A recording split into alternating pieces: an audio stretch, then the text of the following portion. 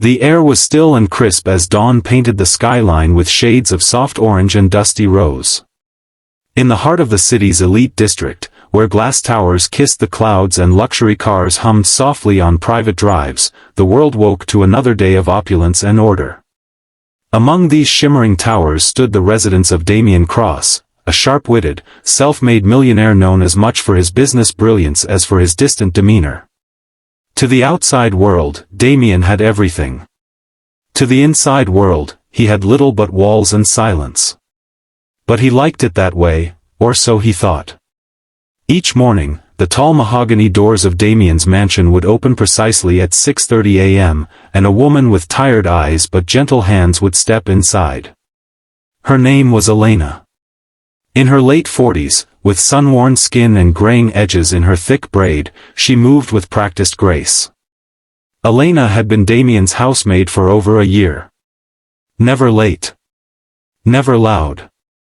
Never lazy.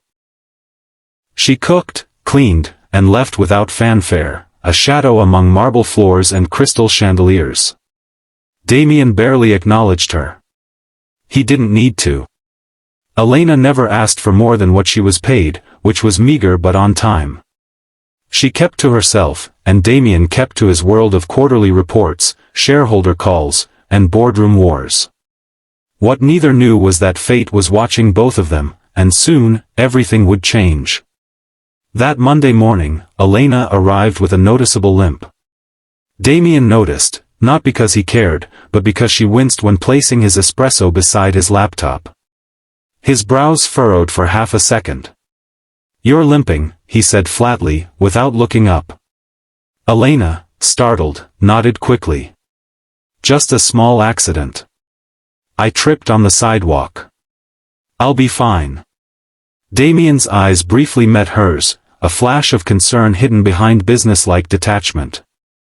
"Don't bleed on the floors," he muttered before returning to his work.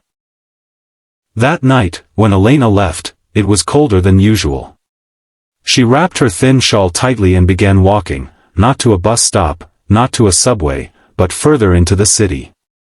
She passed the city's neon buzz, the smoky alleyways, the honks of taxis, and ended up in a narrow lane near an underpass.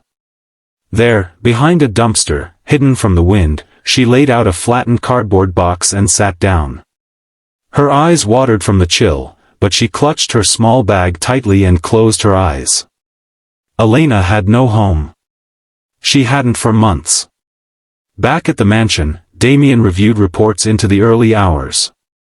Sleep was always a battle, and numbers were his only comfort. But that night, he couldn't focus. His mind kept circling back to Elena's limp. Something about her silence disturbed him, not because he was concerned, but because she had never once complained about anything. And that kind of silence usually had a story. The next morning, when she didn't arrive at 6:30, Damien was mildly irritated. By 7 o'clock, he called the agency. They hadn't heard from her either. At 8 o'clock, Damien, unshaven and agitated, grabbed his keys and decided to drive around the old neighborhoods where he guessed she might live. He didn't know why. He just drove. Then, while stopped at a red light under an overpass, he saw her. Elena was sitting against the wall, legs curled up to her chest, her shawl pulled tightly around her, eyes closed. Her hair was tangled, her shoes muddy. Damien's heart jolted, not with pity, but with realization. This woman, who quietly served him day in and day out, had been sleeping on the streets. The same woman who scrubbed his marble floors and served him warm meals had no roof over her own head. He parked, stepped out, and approached her slowly. "Elena," he said, not even sure what he was doing there. Her eyes flew open. Shame flooded her face as she recognized him. She stood abruptly, brushing off her clothes. "Mr. Cross. I can explain." But Damien held up a hand. For the first time, he really saw her. Not as a maid, not as an employee, but as a human being. "What are you doing here?" he asked, his voice softer than usual. "I lost my apartment 2 months ago." My husband passed last year. I couldn't keep up with the rent. I didn't want to burden anyone. I thought I could manage. You've been working full-time for me. I send most of it to my grandson's school. He's all I have left. Damien stood silently. The businessman in him screamed, "This isn't your responsibility." But something deeper, more human, spoke louder. "Come with me," he said. Elena hesitated. "Please don't fire me, Mr. Cross. I didn't want you to see me like this." "You're not fired." I said, "Come with me." Back in the car, she sat nervously. Damien didn't speak. He drove straight back to his mansion and led her inside. "You'll stay in the guest suite.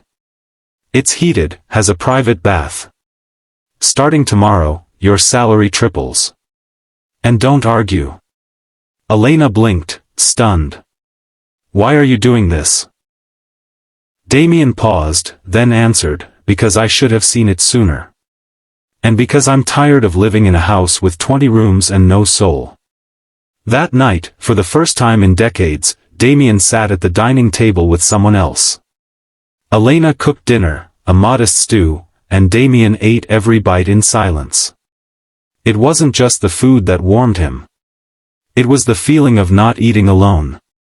And as snow began to fall outside the tall windows, Elena finally slept in a bed, warm, safe, and seen. But what neither of them knew yet was that this act of kindness would echo far beyond his mansion walls. Because soon, the world would find out.